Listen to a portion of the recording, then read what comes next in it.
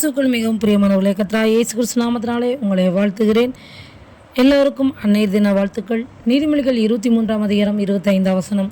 உன்னை பெற்றவள் மகிழுவாள். Padding motherhood. பெண் பிள்ளைகளை எதிர்கால வாழ்க்கைக்கு ஏற்றவர்களாக தாயானவள் உருவாக்க வேண்டும்.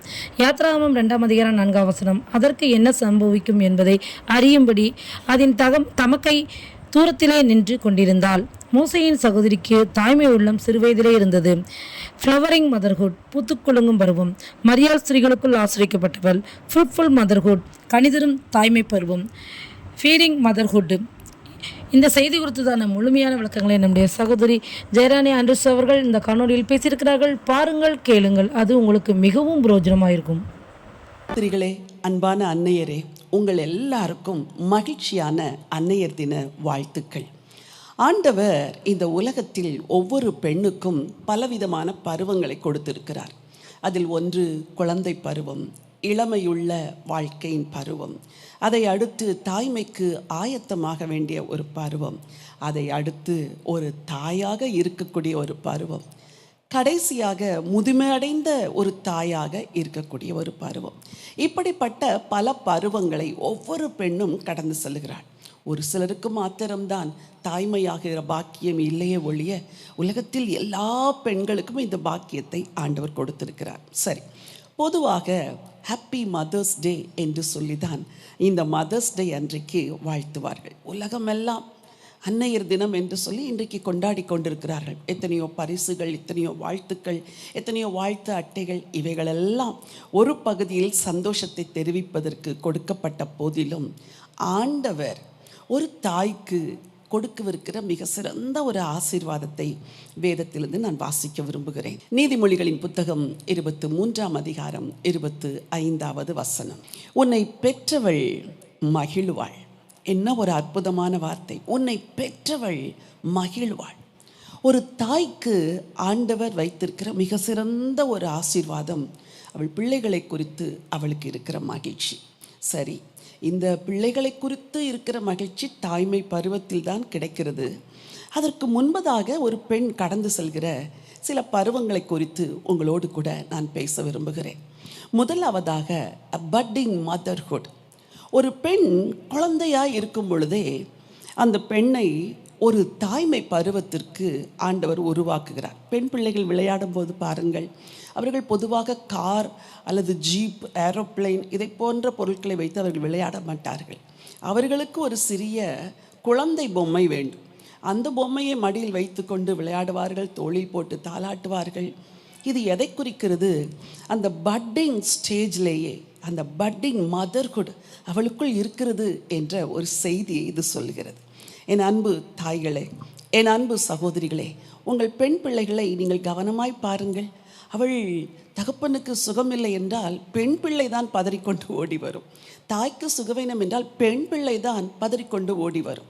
ஏனெனில் அந்த தாய்மை அவள் உள்ளத்தில் அந்த சிறு குழந்தை பருவத்திலேயே உருவாக்கப்படுகிறது. அப்படி என்றால் ஒவ்வொரு தாயும் தன் பெண் பிள்ளைகளை எதிர்காலத்திற்குரிய ஒரு தாய்மை பருவத்திற்கு ஆயத்தம் செய்ய வேண்டும் தானே?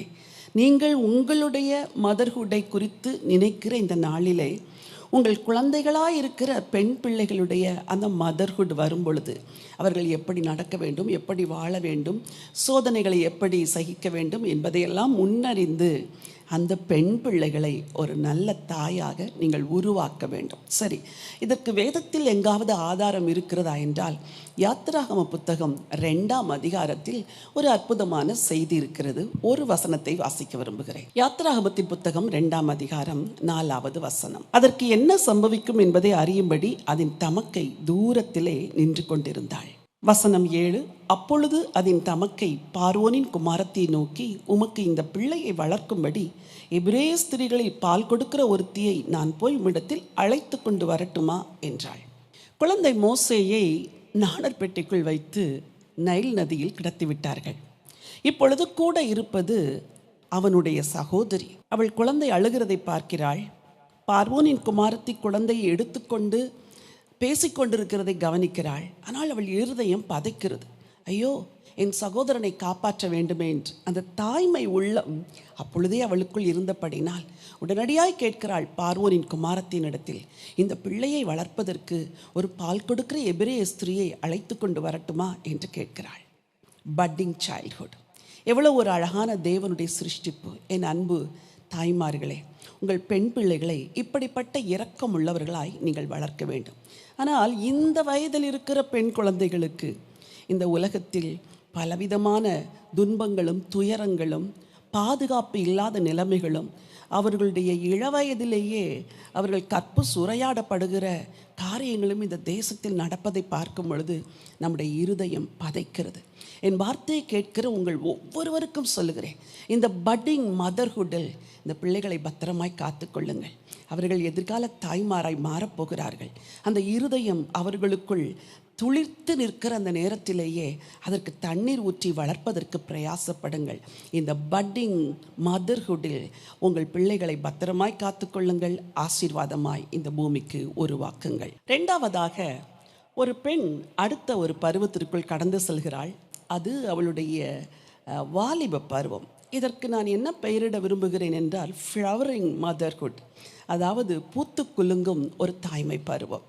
இந்த பருவத்தில் அந்த பெண்ணுக்கு பலவிதமான ஆசைகள், விருப்பங்கள், பலவிதமான கற்பனைகள், எதிர்காலத்தை குறித்த கனவுகள், இவைகளெல்லாம் அவளுக்குள் வளர்கிறது. அவள் இவைகளை சுமந்து கொண்டே வாழுகிறாள். சந்தோஷமான ஒரு பருவம். ஆனால் இந்த சந்தோஷமான பருவத்தில் பெண்ணே, ஒருவேளை என் வார்த்தையை கேட்கிற நீ ஒரு வாலிப மகளாய் இருப்பாய் என்றால் ஒன்றை அறிந்து கொள்ள வேண்டும். நீ அனுபவிக்கிற எல்லா சந்தோஷமும் உனக்கு தேவையானது, நியாயமானது. ஆனால் உண்மையான சந்தோஷம் என்ற ஒன்று இருக்கிறது. அது உன் இரட்சகருக்குள் இருக்கிற சந்தோஷம்தான். இந்த வாலிப பருவத்தில் ஒரு இளம் பெண் எடுக்கிற தீர்மானம் அவள் எதிர்காலத்தின் தாய்மை பருவத்தை ஆசீர்வாதமாய் மாற்றுகிறது. ஒரு பெண்ணை குறித்து நான் உங்களுக்கு சொல்ல விரும்புகிறேன். அவள்தான் மரியாள். அவளுக்கு 16 அல்லது 17 வயது இருக்கும் பொழுது தேவதூதன் அவளை சந்திக்கிறார். ஒரு பெரிய தெய்வீக திட்டத்தை அவளுக்கு சொல்லுகிறார். ஸ்திரீகளுக்குள்ளே நீ ஆசீர்வதிக்கப்பட்டவள். லூக்கா எழுதின சுவிசேஷம் 1ஆம் அதிகாரம் இதை விவரிக்கிறது. வாசிக்கிறேன். லூக்கா எழுதின சுவிசேஷம் 1ஆம் அதிகாரம் 28வது வசனம். அவள் இருந்த வீட்டில் தேவதூதன் பிரவேசித்து, கிருபை பெற்றவளை வாழ்க, கர்த்தர் உன்னுடனே இருக்கிறார், ஸ்திரீகளுக்குள்ளே நீ ஆசீர்வதிக்கப்பட்டவள் என்றார். எதிர்காலத்தில் எத்தனையோ தாய்மார்கள் அவள் நாட்களில் வாழ்ந்தாலும் இந்த ஒரு பெண் அவள் ஸ்திரீகளுக்குள் ஆசீர்வதிக்கப்பட்டவளாய் இருப்பாள் என்று தேவதூதன் மூலமாய் அவளுக்கு நற்செய்தி சொல்லுகிறார். எல்லா பெண்களையும் போல மகிழ்ச்சியாக இருக்க வேண்டிய அந்த இளம் பருவத்தில், அந்த ஃப்ளவரிங் மதர்ஹுட்டில் அவள் தேவனுடைய சித்தத்தை உள்வாங்குகிறாள். அது அவளுக்கு ஒரு பார சுமையை போல தான் இருந்திருக்கும்.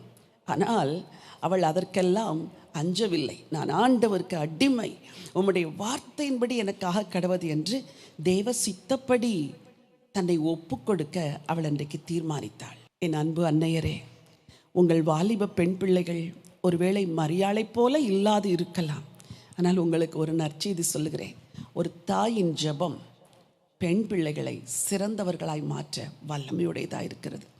இன்றைக்கு உங்களுக்கும் நம்பிக்கை இருக்கிறது. உங்கள் பெண் பிள்ளைகள் தாயாக மாறும் பொழுது எல்லாரும் இந்த மரியாளை போல ஆசீர்வதிக்கப்பட்ட தாயாக இருக்கும்படி அந்த திருமணத்திற்கு முன்னான நாட்களிலே உங்கள் பெண் பிள்ளைகள் தேவனை நேசிக்கிறவர்களாய் மாறும்படி நீங்கள் அவர்களுக்கு உதவி செய்யுங்கள். என் வார்த்தையை கேட்டுக்கொண்டிருக்கிற வாலிப பெண் பிள்ளைகளுக்கு அன்பாய் சொல்லுகிறேன், ஒரு நாள் நீயும் ஒரு அன்னையாக மாறுவாய். ஆனால் இந்த இளம் வயதிலே, இந்த வாலிப வயதிலேயே அந்த மதர்ஹுட் டேஸ்க்கு நீ உன்னை ஆயத்தப்படுத்திக்கொள். அதற்கு சிறந்த ஆயத்தம் ஆண்டவருடைய சத்தம் கேட்டு ஆண்டவருடைய சித்தம் செய்வது. வாழ்க்கை துணையை தெரிந்தெடுக்கும் பொழுது கூட தேவ சித்தத்தின்படி நீ தெரிந்தெடுத்தால் உன் எதிர்காலம் ஆசீர்வாதமாயிருக்கும்.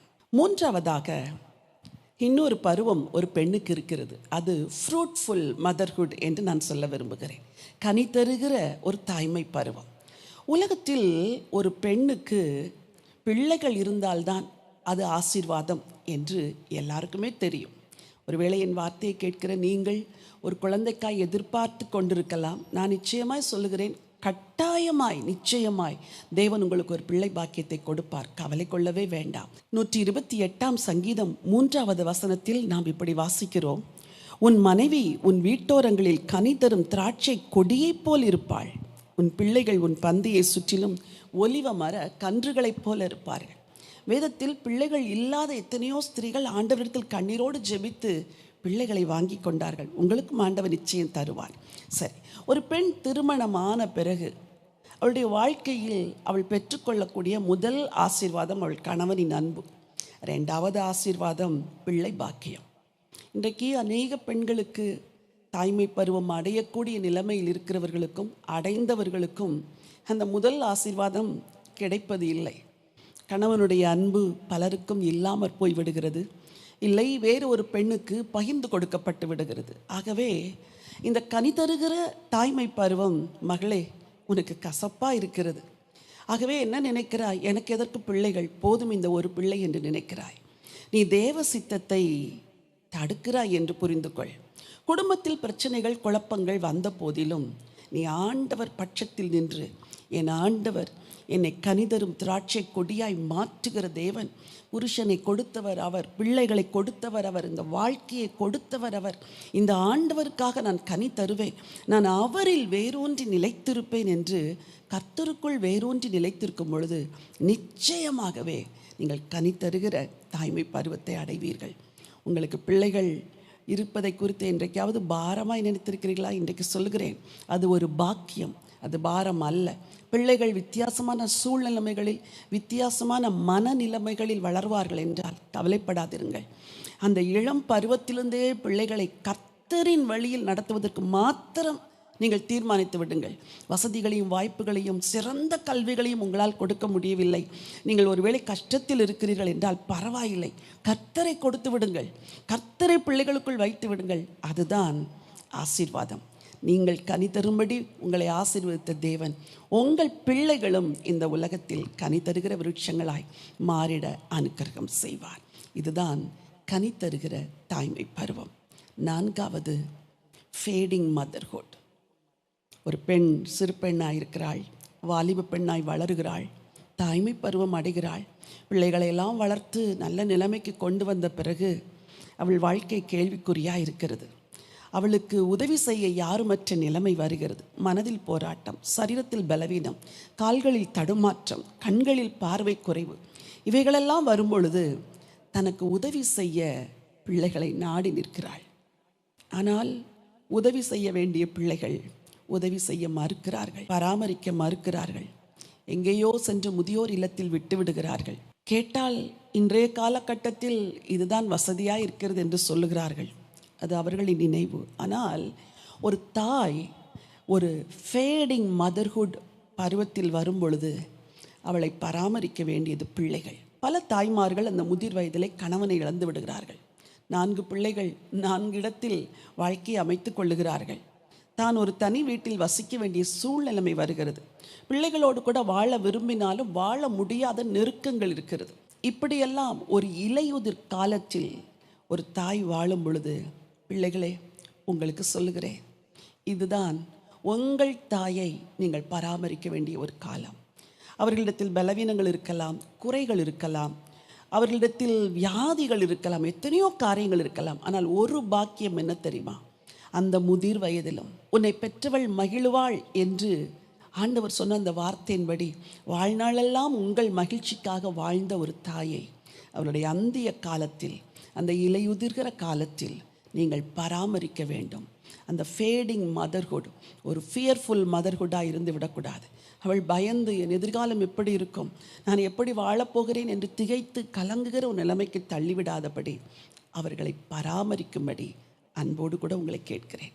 அன்பான அன்னையரே, உங்களுக்கு ஒரு ஃபேடிங் மதர்ஹுட் வரும் பொழுது அந்த தாய்மை பருவத்தில் நீங்கள் வாழ வேண்டிய சில முறைகள் இருக்கிறது. உங்கள் பிள்ளைகள் வளர்ந்து விட்டார்கள், குடும்பமாய் மாறிவிட்டார்கள், அவர்களுக்கென்று ஒரு குடும்பம் வந்து விட்டது.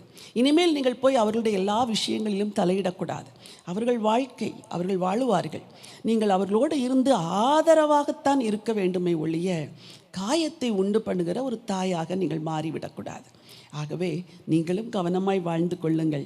பிள்ளைகளை நீங்களும் கருத்தாய் உங்கள் தாயை கவனித்துக் கொள்ளுங்கள். இன்றைக்கு ஆண்டவர் கொடுத்த வார்த்தையின்படியே, உன்னை பெற்றவள் மகிழ்வாள் என்ற வார்த்தையின்படி, ஒரு பட்டிங் மதர்ஹுட்டில் மகிழ்ச்சி, ஒரு ஃப்ளவரிங் மதர்ஹுட்டில் மகிழ்ச்சி, ஒரு ஃப்ரூட் பேரிங் மதர்ஹுட்டில் மகிழ்ச்சி, கடைசியில் ஒரு ஃபேடிங் மதர்ஹுட்டிலும் சகோதரிகளே, தாய்மார்களே, உங்களுக்கு மகிழ்ச்சியை கொடுக்க ஆண்டவர் உண்மை உள்ளவராக இருக்கிறார். எந்த மகிழ்ச்சி உலகத்தில் இல்லை என்றாலும் இயேசு உங்கள் இருதயத்தின் மகிழ்ச்சியாக இருக்கும் பொழுது உங்கள் அந்திய காலம் முழுவதும் அவரே உங்களை காத்துக்கொள்ளுவார். உங்களுக்காக ஜெபிக்க விரும்புகிறேன். அன்பின் ஆண்டவரே, பரலோகத்தின் தேவனே, இந்த உலகத்தில் அன்னையராய் வாழுகிற ஒவ்வொருவரையும் கனப்படுத்தும்படி இந்த மதர்ஸ் டேயை உலகமே கொண்டாடுகிறது.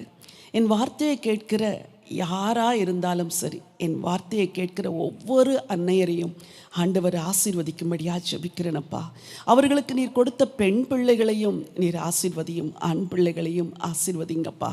இள வயதிலே ஒரு பெண் பிள்ளை வளருகிற காலத்தில், தாயின் கூட இருந்தே வளருகிற காலத்தில் அவளை எப்படி ஆயத்தப்படுத்துவது என்ற ஒரு ஞானத்தையும் விவேகத்தையும் ஒவ்வொரு தாய்க்கும் தரும்படியாக ஜெபிக்கிறேன். இந்த பெண் பிள்ளைகளை பத்திரமாய் பாதுகாத்து கர்த்தருக்குள் வளர்த்து கர்த்தருக்காக வாழ வைக்க வேண்டிய பொறுப்பை இந்த அன்னையர் எல்லாரும் சரியாய் செய்ய உதவி செய்யுங்கப்பா.